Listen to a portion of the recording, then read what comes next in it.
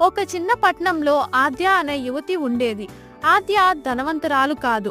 ఆమెకు ఫ్యాన్సీ బట్టలు కూడా లేవు. ఆమె తన అమ్మమ్మ కుట్టిన సాధారణ దుస్తులను ధరించేది. మరియు ఆమె ఇంగ్లీష్ సరిగ్గా లేనప్పటికీ ఆమె మాతృభాషను అనర్గళంగా మాట్లాడేది. ఈ విషయాలు ఉన్నప్పటికీ ఆద్య మొత్తం పట్నంలో అత్యంత వెచ్చని హృదయాన్ని కలిగి ఉంది. ప్రతి ఉదయం ఆమె తన పొరుగువారిని పెద్ద చిరునవ్వుతో పలకరించేది మరియు ఎవరికైనా సహాయం చేస్తుంది.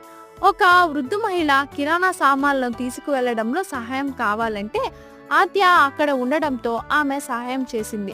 తమ గాలిపటం చెట్టుకు ఇరుక్కుపోయిందని పిల్లవాడు ఏడుస్తుంటే ఆద్య పైకి ఎక్కి దాన్ని తిరిగి తీసుకునేది. ఆమె దయతో ప్రజలు ఆమెను ఇష్టపడ్డారు.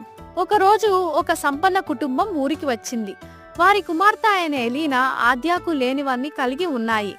అనాయాసంగా ఇంగ్లీష్ మాట్లాడడం, స్టైలిష్ బట్టలు మరియు ఖరీదైన గ్యాడ్జెట్లు.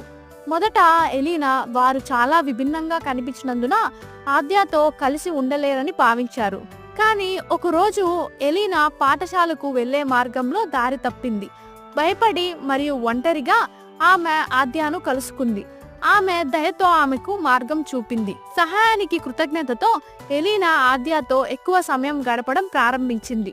పట్నంలోని అందరూ నవ్వుతూ ఆద్యను ఆప్యాయంగా పలకరించడాన్ని ఆమె గమనించింది. ఎలీనా ఇలా అడిగింది, ఆద్య, మీరు అందరిని ఎలా సంతోషపరుస్తారు అని. అప్పుడు ఆద్య నవ్వి, ఇది మీ వద్ద ఉన్న దాని గురించి కాదు ఎలీనా, ఇది మీరు ఇచ్చే దాని గురించి. ఒక చిన్న దయ మరియు పెద్ద చిరునవ్వు ఒకరి రోజును వెలిగించగలదు అని చెప్పింది.